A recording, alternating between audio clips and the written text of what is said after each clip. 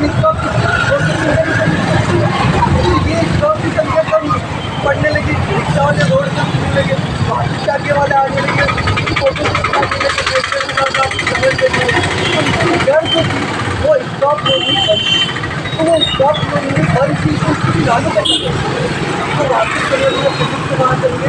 ये 2 साल पहले एक आह्वान करें कि सभी लोग जो भी स्टॉप चाहते हैं वैसे लोग आए हमारे ऑफिस में अपने डॉक्यूमेंट के पास।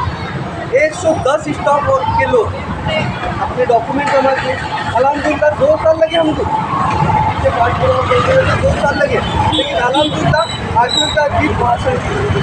पहले डब्बे में 54 स्टॉप आज रजिस्ट्रेशन में, उसके अंदर 9 नंबर 6 स्टॉप स्टॉप रजिस्ट्रेशन का मतलब क्या होता है? आपको एक घर मिला, आप यहाँ के एक घर के सदस्य हुए, आपको यहाँ एक खाना मिला है, आप यहाँ से लोगों की सेवा कर सकते हैं। जैसे कि आपको बताऊँगा कि रास्ते पे आज इसके बाद स्टॉप नहीं है, अगर आप किसी पूछेंगे तो वो स्टॉप के लिए सदस्य है, वो रास्ते से गाड़ी चलाता है, लेकिन हर बोर्ड में वो झांकते निकलता है कि भाड़ा मिलता है, क्या भाड़ा मिलता है, लेकिन तुमको यहाँ चल के भाड़ा ये अपना खुद का हक का मकान है। इसको चलाने की जिम्मेदारी अब आप लोगों की है। यहाँ के जो भी अध्यक्ष आप लोगों मीडिया जितने भी यहाँ के सदस्य अध्यक्ष उपाध्यक्ष आप लोग कैसे मिलजुल के यहाँ का स्टॉप कैसे चलाते और आप लोगों को कैसे तरीके से यहाँ का स्टॉप चलाना ये बेहतर आप जानते हैं। महासंघ का काम था आपको रजिस्टर करा देना, महासंघ के और वाहतुक तीनों की तरफ से आपको आज यहाँ पे आप अधिकृत रिक्शा लगा सकते हैं। अलहमदिल्ला मैं आपको दोबारा एक बार देता हूँ कि आज से आप अधिकृत रिक्शा स्टॉप यहाँ पे मार्केट में हुआ, लेकिन इसी के साथ साथ जब अब आपके ऊपर महापालिका के और इसी के साथ साथ वाहतुक चाकी की भी नजर रही कि आप कैसे बेसिस कर रहे हैं, आप गाड़ियाँ कहाँ पर लगाते हैं, आपको वजह से तकलीफ होती है, तो ये वजह से आप ख्याल होते हैं आप लोग यहाँ के जो रहना भी है, यहाँ की जो आपको कोई तकलीफ रहता नहीं, आज जब आपको बात कराए और वो तकलीफ दूर करने के बाद जब दवाई देता है कि आप तो चाहे कितनी भी बड़ी तकलीफ यहाँ के सब लोग हैं तो हम ताकत भी साथी से ताकत ला के चलते रहे। तो हमारा मतलब एक ही है कि सोलापुर शहर में रिक्शा चालकों को एक खुद का मकान मिलना चाहिए, खुद के लोगों के लिए ये और इसी के साथ साथ वाहतुक संगठन संयुक्त महासंघ हमेशा से चालकों के लिए ना अवेयरनेस है, चालकों की जो तकलीफ है आज तक जितनी भी संगठन होते थे सलाह तो वो संगठन ने काम किया था वाहतुक चालकों की गाड़ियाँ चलाना, RTO के कर माफ करना, ये 2 चीज़ों के लिए संगठन काम करते। लेकिन हम जब महासंघ बनाने का सोचे तो महासंघ की एक सोच थी कि महासंघ जो ना हमारे चालकों के घर तक पहुँचे, जैसे कि आर्थिक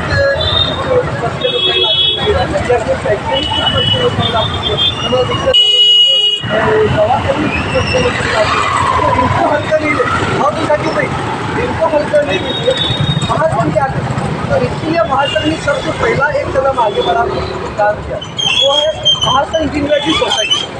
आज अलहमदिल्ला 100 से ज़्यादा सभासद बने, 5.5 लाख से ज़्यादा ट्रांसफर हुआ और 60 लोगों से ज़्यादा को लोन मिला। भले हम कम लोन दे रहे लेकिन दिन ब्याज की दे रहे, उनकी तकालीफ को दूर करने के लिए वो हर ये महासंघ लगा। तो हम चाहते हैं कि रिक्शा चालकों में ऐसी अवेयरनेस आना चाहिए, उसमें भी जागरूकता आना चाहिए कि वो लोग अपने उन्नति के लिए अपने भविष्य के लिए क्या करना है। और ये जो है जब तक ये जागरूकता नहीं आएंगे, जब तक कि स्टॉप की नोंदनी और स्टॉप के अध्यक्ष की वो चीज़ की माहिती ले। अब आपको बताऊँगा कि एकनाथ शिंदे की सरकार तब कल्याणकारी मंडल स्थापन हुआ, कल्याणकारी मंडल स्थापन हुआ, एकनाथ शिंदे साहब ने 50 कोटी रुपए रिक्शा चालक कल्याणकारी मंडल के लिए दिए। फिर उन्होंने 8 रखी कि इसके सभासद होने के लिए 300 रुपये सभासद फी, 500 रुपये रजिस्ट्रेशन, यानी कि एक रिक्शा चालक 800 रुपये देते। महाराष्ट्र में 25 लाख रिक्शा चालक, यानी कि 200 करोड़ रुपये अपने और वो दे रहे 50 करोड़, मतलब अपना तेल अपने को प्रॉपर दे दे। तो महासंघ की मांगनी क्या है? मात्र 1 रुपया, जैसा कि कांगड़ा कल्याणकारी मंडल की सभापति मात्र तो शुल्क 1 रुपया है, वैसा रिक्शा चालकों को 1 रुपये में सवारी बनना चाहिए। दूसरी बात है, आज जो पेट्रोल है या फिर नई गाड़ियाँ उसके ऊपर सिर्फ 1% सेस लगेगी और ये कल्याण गांधी मंडल में डालेंगे तो 2000 करोड़ रुपए साल को आगे। इसकी वजह से हमें घर में समस्या हल होंगी, घरकुल योजना मिलेगी, इनके बच्चों को स्कॉलरशिप मिलेंगे, इनकी दवाखाने के खर्च मिलेंगे, इनके बच्चों की शादियों के लिए, डिलीवरी के लिए गवर्नमेंट खर्चा होगा। आज हम देखेंगे आप कि रिक्शा चालक हो या बाकी के जितने भी चालक हैं, टैक्स भरता, इंश्योरेंस भरता, रोड टैक्स भरता, परमिट का पैसा भरता, लाइसेंस का पैसा भरता और कुछ गलतियाँ भी करने के बाद दंड भरता। सिर्फ दंड के अमाउंट महाराष्ट्र में 3500 करोड़ रुपये पेंडिंग है अपने ऊपर। आज अपने रिक्शा चालकों पे 3500 करोड़ पेंडिंग है। इतना भरने के बाद गवर्नमेंट की तरफ से अपने क्या कुछ भी नहीं, तो क्यों नहीं मिलने लगे? क्योंकि हम लड़ रहे हैं। आज अगर देखेंगे आज दूध बच्चों को तब खिलाती जब वो होता है, जब तक रोएंगे नहीं तब तक आपको कुछ नहीं मिलेगा। आज हम क्या कर रहे हैं, खाली उठे सुबह में ठीक मार दे, दिन भर धंधा कर दे, 5 रुपये नीचे वापस हो, 2 साल के बाद अचानक देखिए गाड़ी का बिजनेस चला 5 रुपये के लिए 15 करोड़ का काम करते, चलो पापा 10,000 का हफ्ता करे, 8,000 रुपये उन्हें देता, रोज के 200 रुपये पैसे। आज इसमें अपने रिक्शा चालकों की जिंदगी चाहिए। ये बदलाव के लिए अपने को जागरूक होना बहुत जरूरी है।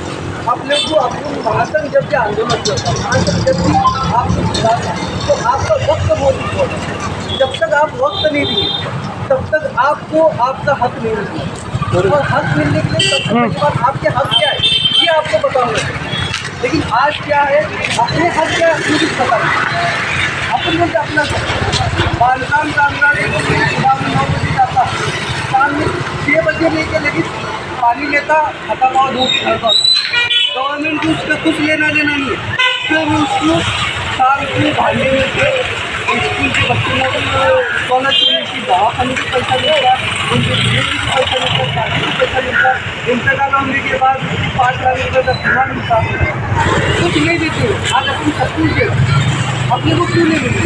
नहीं मिलने की वजह एक है क्योंकि अपने को अपने हक नहीं मालूम, और ये हक जागरूक करने के लिए, ये हक बताने के लिए ये महासंघ के सब पदाधिकारी आपके सब बताते हैं, आप लोगों को बता दें कि अपने के लिए काम करें, अपने को जो सरकार से मांगना है, हम जितना भी जो कम है उसको गवर्नमेंट का जब तक हाथ नहीं लगता तब तक उसकी भी भलाई नहीं है। तो इसलिए मैं आप लोगों से एक वादा चाहता हूँ, आज ये स्टॉप रजिस्ट्रेशन के मुबारक मौके पे कि आप लोग एक वादा करो, महासंघ जब भी आप लोगों का आंदोलन, निरोधन, उपोषण के लिए जब भी आवाज़ देंगे, आप लखनऊ जोड़ के महासंघ आप लोग इसकी 1 रुपये की जरूरत नहीं आज सिर्फ आप वक्त दो, आपकी हक की लड़ाई महासंघ